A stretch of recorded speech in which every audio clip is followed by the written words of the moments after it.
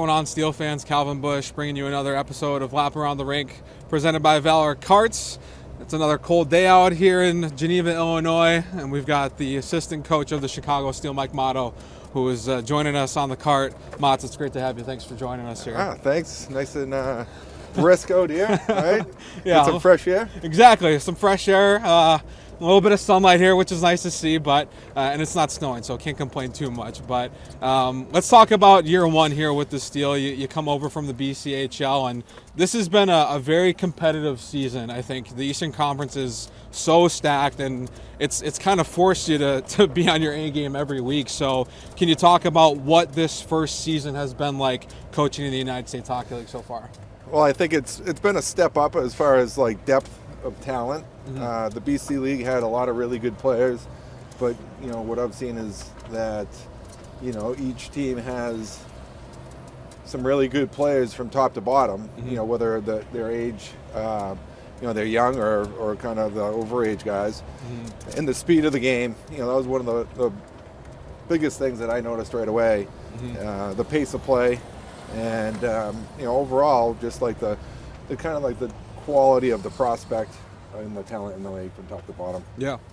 And two, it's not super dissimilar, the BC and the USHL, necessarily from a scheduling standpoint, but there are some differences in that, the big point in the USHL, you get to practice for a full week before you get into the games on the weekend. Obviously, every now and then we'll sprinkle in a weekday game like we saw in Green Bay earlier this season, but kind of how is that not necessarily forced you, but kind of made you shift your coaching style, if at all, coming from the BC and now coaching here? Well, I think it aligns itself well and prepares the players for what their next step would be, and that's college. As coaches, it gives you an opportunity to really game plan and work, the approach that you want to have in practice. So, like, you have consistent practice times, and you construct your drills according to your personnel and what you want to accomplish as far as systems-wise, details to those drills, and to really hammer home some details of the game that you really expect when the puck drops on the weekend, that your players are prepared for, number one, and then that they can execute. Valor Carts brings the energy every mile of the way. Experience bold performance, modern style, and street-legal freedom, all 100% electric. With luxury seating and up to 80 miles per charge, Valor Carts are built to take you wherever life goes. Valor Carts, proud partner of the Chicago Steel. You get to come here, and you're still with your good friend Scott Gomez, who we were talking before. It's not something that feels like happens very often, where you go from one team to another and you get to still have your, I guess, partner in crime, if you want to call it that. So not only an NHL friend of yours, but a coaching friend of yours too. What has it been like having the opportunity to still coach alongside Gomer? It's amazing. Like, you have one of your best friends that you can collaborate with on a personal level about the game. He sees the game a little differently than most, and as far as a forward and a D, kind of getting the same concept across to our players is really unique. We could talk about one specific kind of area of the game, and he's looking at it from an offensive side, and then we can talk about how difficult it was for me defensively, or what I was trying to game plan. Yeah. So the kids all learn differently, and just have different perspectives. And I've known Scott since I was 18 years old, and he's still the same knucklehead. But yeah, it's amazing to be able to coach with a lay down in traffic friend and try to give the kids everything that we have experienced, and just getting that communication across. Like, we're constantly thinking and talking about our team and how we can improve. So it's been amazing. Yeah, that's really cool. I wanted to ask too, a defenseman you were when you were playing, and now as a coach you oversee the defenseman here, obviously with the Steel. How does it change for you how you see the game, I guess, from the bench? Obviously, when you're playing the game, I feel like as a defenseman, you kind of look at it as the quarterback, as a hockey player, where you're overseeing the ice and you gotta be quick with your decisions. And as a player, that's one thing, but as a coach, to see it from the bench and have to communicate that when players get back to the bench, you're talking about film, things like that. Yep. How does that shift from a player to a coach? And I guess for you, when you started coaching, how difficult was that? That's a good question, because sometimes as a coach you can, you're separated from, the distance from playing, and how difficult it is to make the consistent right read and right decision and execute under pressure. There's a lot of variables as a player that go into it. Right. And as a coach, you're static. You're sitting there watching, whether it be on the bench or, on the film. So just keeping that kind of player mindset on that, it's not easy. Yeah. Right.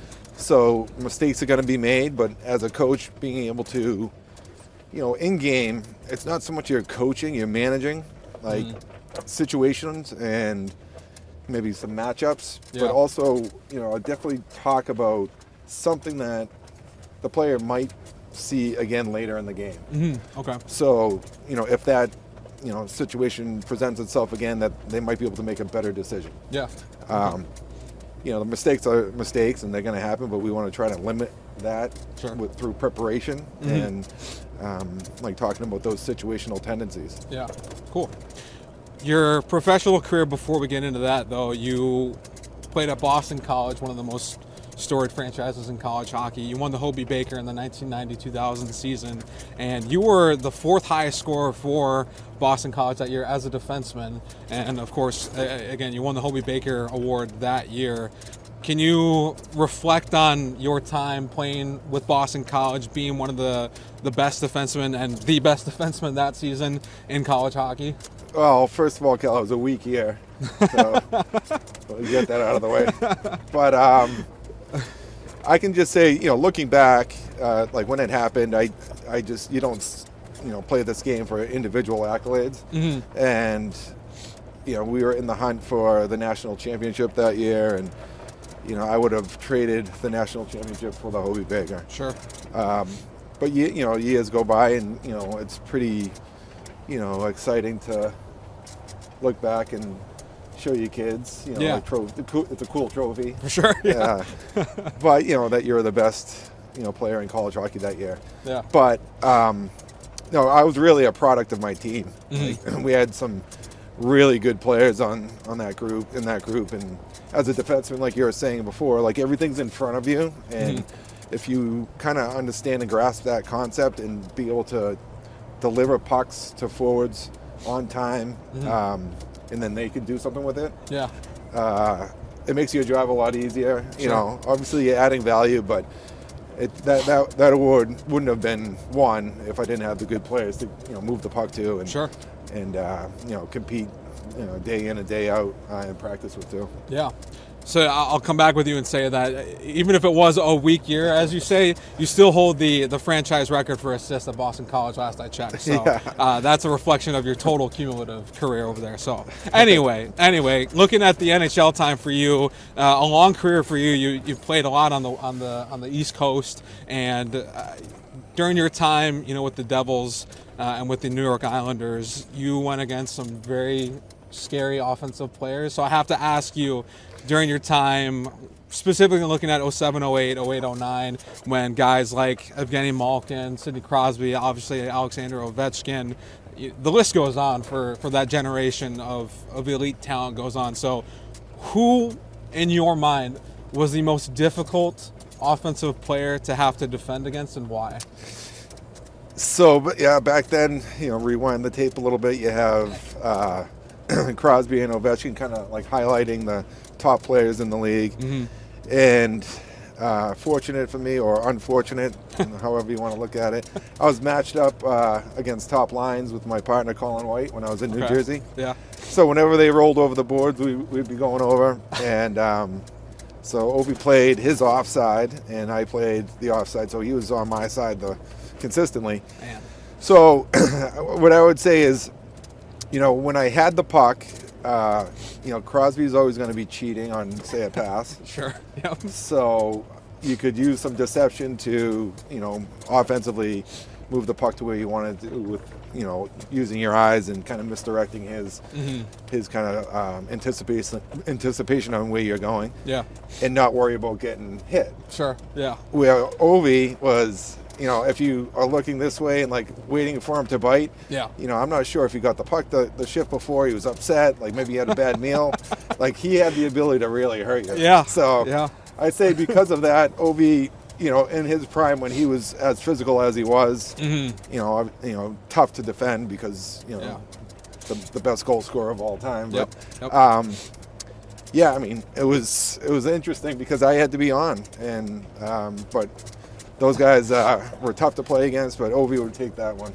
Having spent so much time in professional hockey, you get to hear so many things, not just from players, but from coaches too. Is there one thing from one coach that stood out to you that still kind of sticks in your brain to this day?